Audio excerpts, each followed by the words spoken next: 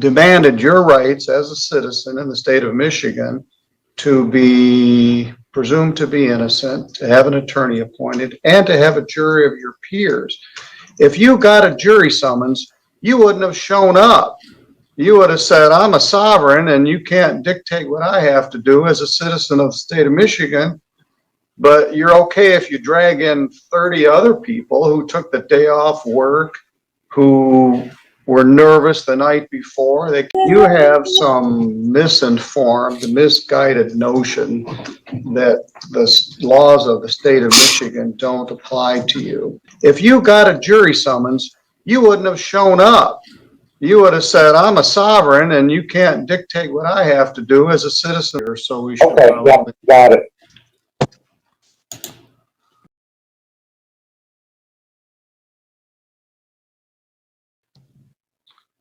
Good morning. We're going to start early. We've got some landlord-tenant matters set in. Mr. Aiken, why don't you come over here and have a seat? Never know when you're going to need it. I never know. Andy, I'm going to mute your mic. This is the morning we would be landlord-tenant matters here in a bit, but we've got an unscheduled matter. Mr. Justin Michael Aiken is here. File number 222036 alleges no insurance under the insurance code. File 222037 ST alleges driving suspended first offense and improper plate. Those are alleged to have occurred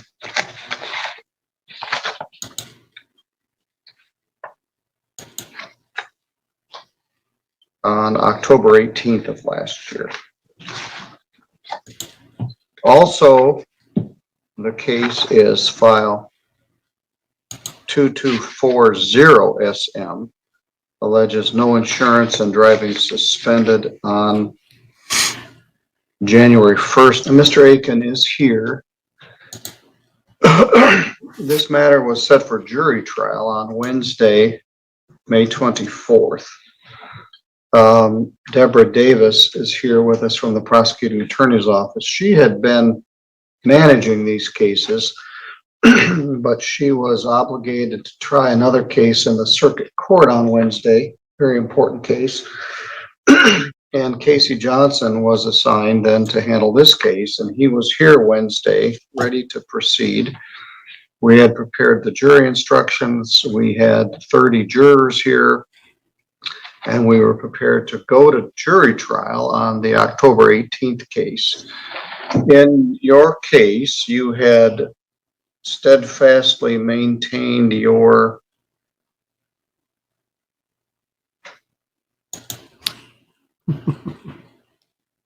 I'm not sure, lack of responsibility. I won't say innocence, but and expressly indicated you did not want to have an attorney to represent you. And you also steadfastly remained in your request for a jury trial. And we were here. We had 30 jurors who all took the day off. And we were prepared and you didn't show up. And so I issued a bench warrant for your arrest. And I said on the live stream that if anybody knows Mr. Aiken, have him come turn himself in. And that was Wednesday. And here it is Friday morning, and here you are. Mr. Aiken, what's your position here?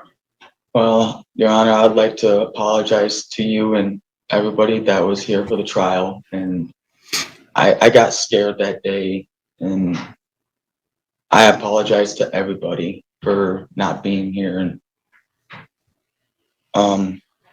if we could work, some kind of financial plan, something of that sort, or whatever you've done, I'll get done.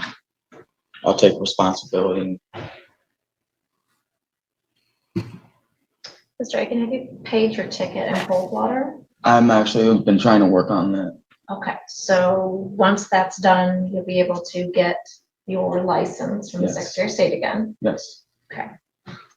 Well, we still have these two cases, which were set for jury trial. And what do you wish to do with those? You wish me to reset them?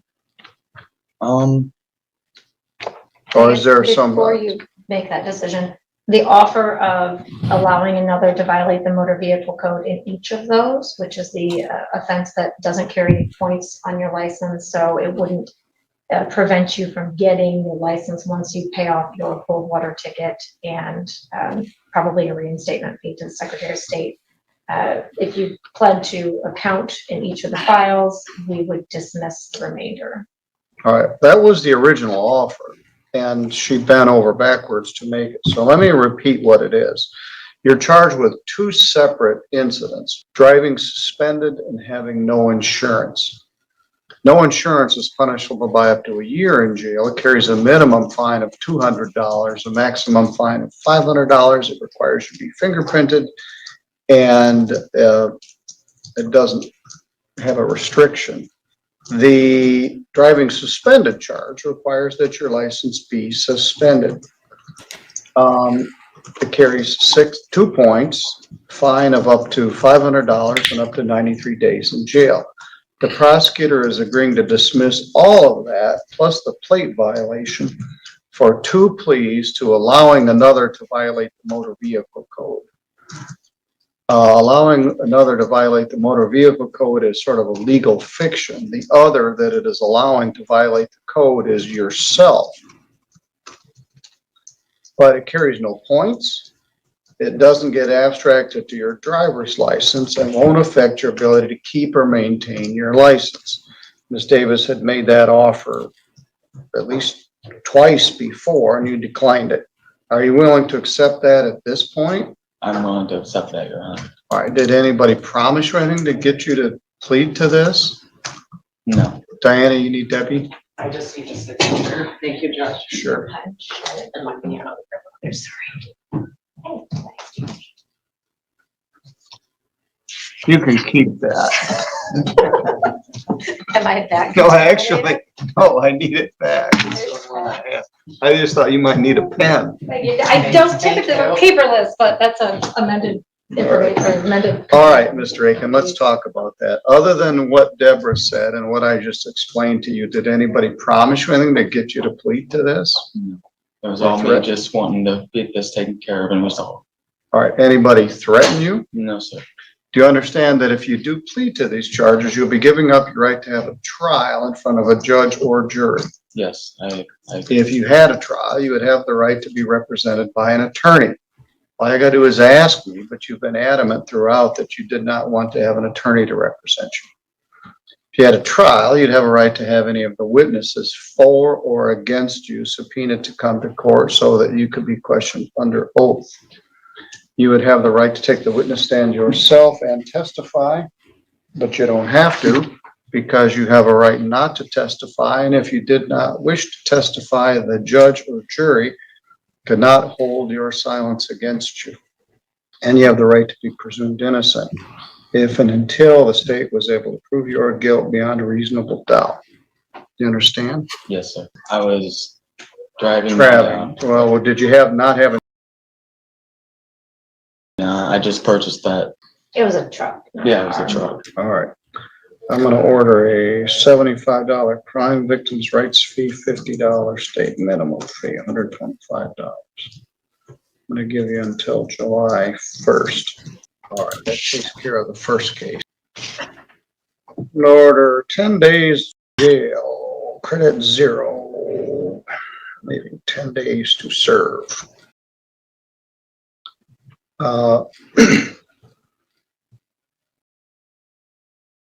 Same thing, $125, due by July 1st of 23. I also find that you're in contempt of court for failing to appear for your jury trial on Wednesday. You have some misinformed, misguided notion that the laws of the state of Michigan don't apply to you. People refer to this as sovereign citizen, but that isn't what it is. There's no sovereign in it. I call it willingly misinformed defendants. There's no sovereign about it. And you wasted a whole bunch of our time, the prosecutor's time, filed a bunch of documents that didn't mean anything.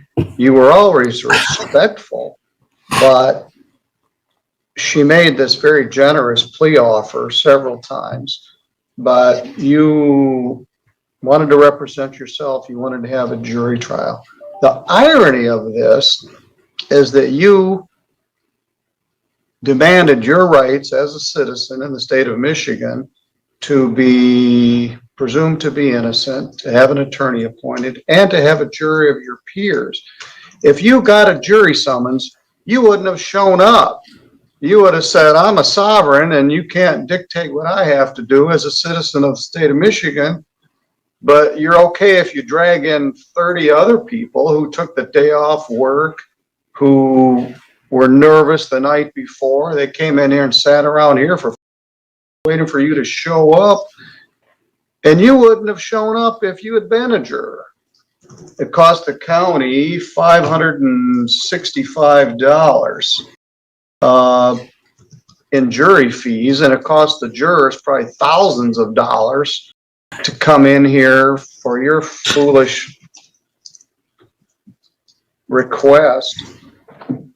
So the contempt was committed in my presence. I'm going to do it in the other case, 232036. You had been respectful, but that's disrespectful to me, to the prosecutor, and to all those private citizens that came in here because of your whimsical, and I don't even know if they were sincere beliefs. Whoever sold you on this foolishness is cynical. They don't even believe it. I don't know whether you believe it or you're just like messing with the system. But when you involve 30 or 35 of your common citizens who get dragged into this, it's no longer polite or respectful. And you could have had a trial. They would have been here. It would have taken Mr. Johnson about a half an hour to put in the proofs.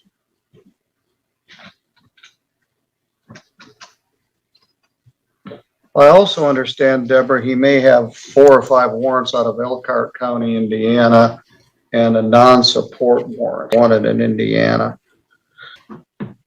And we'll explore that. For the contempt, I order 30 days, credit 0, concurrent with the 10 days I gave you on the other case. And the cost of the juror to the county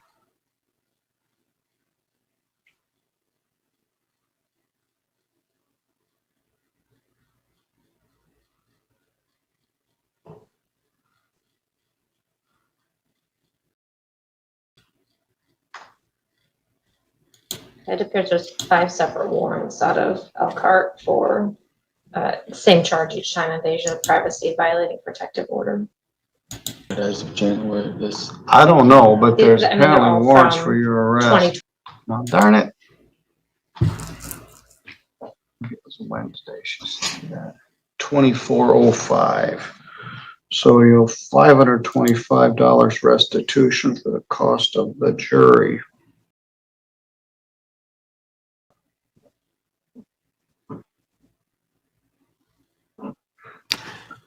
You got a sweet deal from Miss Davis. My advice to you is you get a driver's license like everybody else, like all those jurors that came in here to hear your case, and you stop driving. Now, did somebody bring you here today? Yeah.